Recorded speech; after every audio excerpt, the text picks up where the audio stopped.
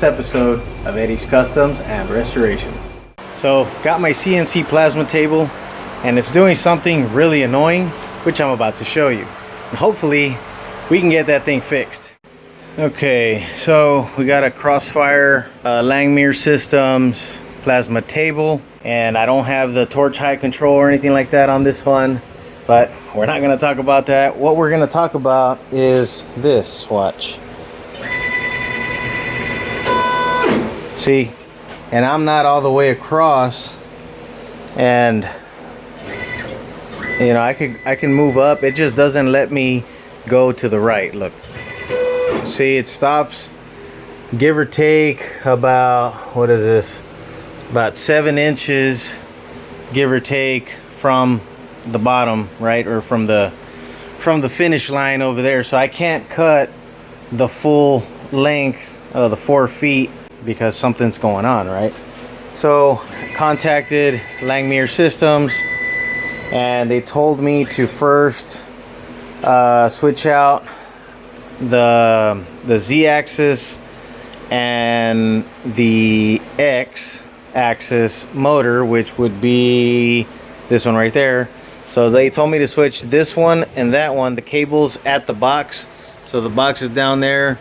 I switched them, right, and then turned it back on, and at which point I wasn't controlling it like this anymore, right? Now I was doing left, right, like this, right?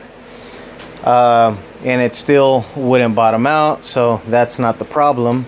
The next thing they told me to do, and we're gonna learn here together, is they told me to loosen up my lead-in nut, right? Actually there's 2, so there's 2 right there.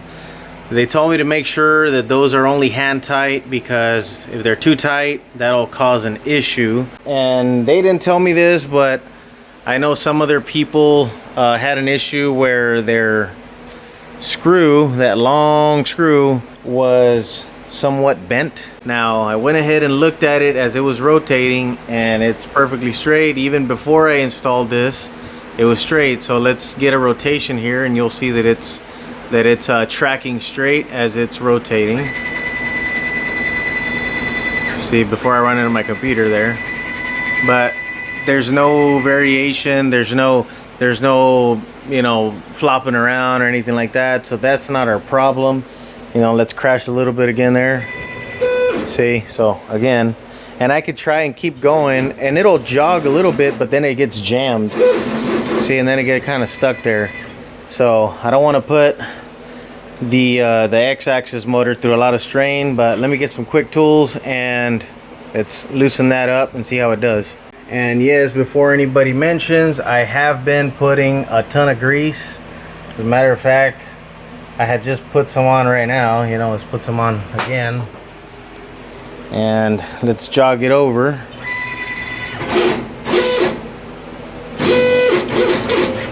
Geez, it almost felt like it got worse, but anyway, got me my tool here, and I'm gonna loosen that one up, and we're rotating here, so let me stick this guy on there. It's kind of difficult to do this one-handed. Okay, so I got these guys loose. This is too loose though, okay? So you can't do this. It's gonna have to be a little tighter than that, because look, see, we can't have that. So it's gonna have to just be to where it's touching, and that is it. Not super tight, that way it can still swivel, that way it can still do this, but it just can't, you know, be loose like that. The next thing I'm gonna do is I'm gonna loosen these 2 up right here and see if maybe it wants to pivot or something once it's all the way over there. Okay, I went ahead and took the 2 bolts out, and as you can see, it's disconnected, and I can run this guy. If I can get it out of the way now, hang on. I can run this one free. There's no restrictions. Okay. And that guy, I don't recommend you do this, but I'm gonna jog it through. It's gonna slap around here. There. You see, it reaches all the way. So now that these two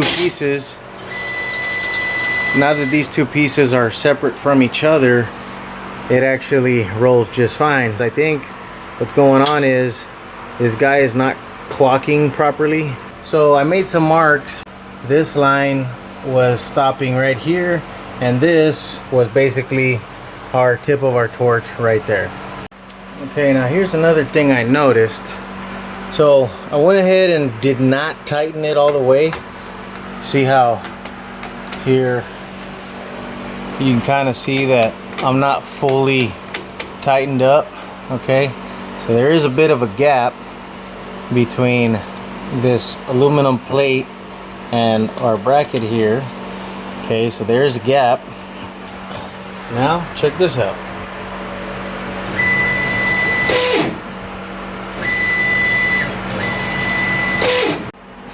And this is something else I noticed.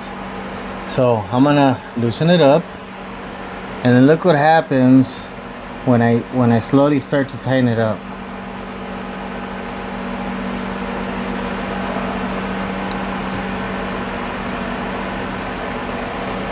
Maybe you'll see it better up here.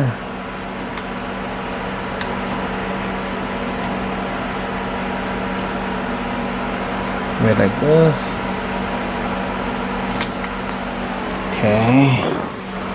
I don't know if you're seeing what I'm seeing, but it actually pulls it down. So, okay.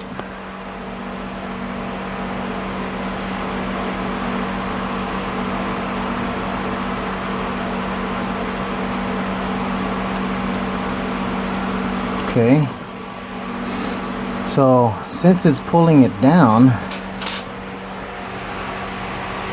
what if, so it's crashing there, right? Okay, I found my tripod, and look what's gonna happen when I get this from here and I yank up on it, what, and then I go. That's all the way. Okay, I'm yanking up on it a little harder. Okay, it's all the way. I came back and all the way once again. Then I let it go. And now it's jammed up. Now I'm gonna do something a little dangerous. I left one of the screws out just in case I end up breaking this. But I'm just gonna go ahead and crank up on it. Because I have a feeling that maybe this got manufactured wrong, or maybe the bend didn't get done properly or something, but I'm gonna grab it from right here, and for all I know it might even be the tube as well. The tube could also be a little cranked, so I'm just gonna crank up on it just a little bit. Okay, just a little bit, not a lot, because I don't want to break this. Do this at your own risk. I'm trying this. It's my machine. If I break it, or if I break something, you know, it's on me. But I just pulled it just a little bit, go past the point where I think, you know, it's good, and that is it. I guess if you guys wanted to do this, I would probably take this guy out. So I'd probably take out these two little screws and take out the bearing. That way the rod here, it's free, and then, you know, then crank up on this one. That way you're not, you know, hurting anything here. You don't have the chance of breaking this machined, I forget what this is called, but the holder for the bearing, you know. So let's see what it does now. I'm not, you know, this is real time. I just bent that over. Did we make it? Oh, we made it. Okay, that's good news. Can we come back though? Okay, let's go again.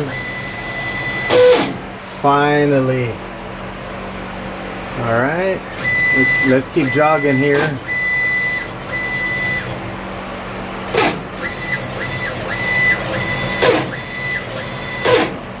All right. Well, looks like we found the problem. I guess, let me see, can I come back all the ways now? Let me clear out all my stuff here. Excuse my mess.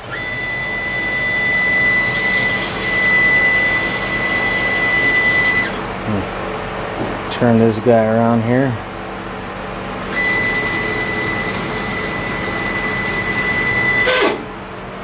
Did we make it? Yeah, we did. Alright. After the whole trip was done, let's see.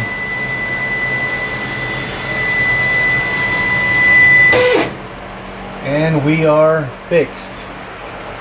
I guess that was the problem right there. This what do they call this? Lead nut? I think it's called a lead nut or something like that. That one had to be loosened up. So this one, I left it like this. Look. Wait, hang on a minute. Let me show you. Okay, we're back here. It's to the point where it can move. Watch. You see that? It can move. I have it that way.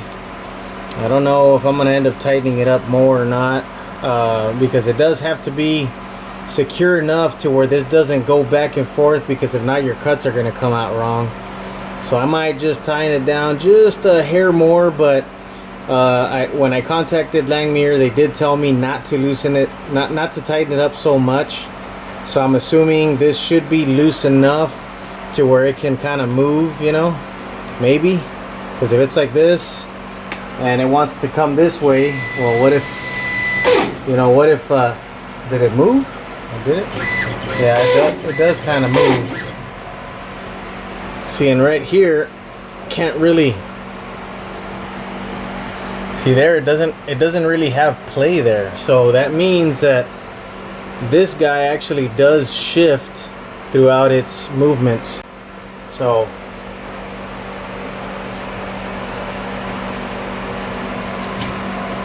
I guess this one has to be secure enough to where it doesn't move back and forth, just side to side.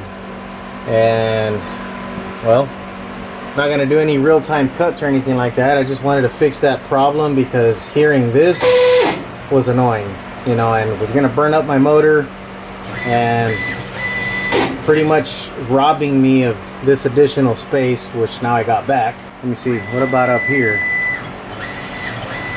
Oh yeah, we're good all the way, because I couldn't jog this way nowhere along that area.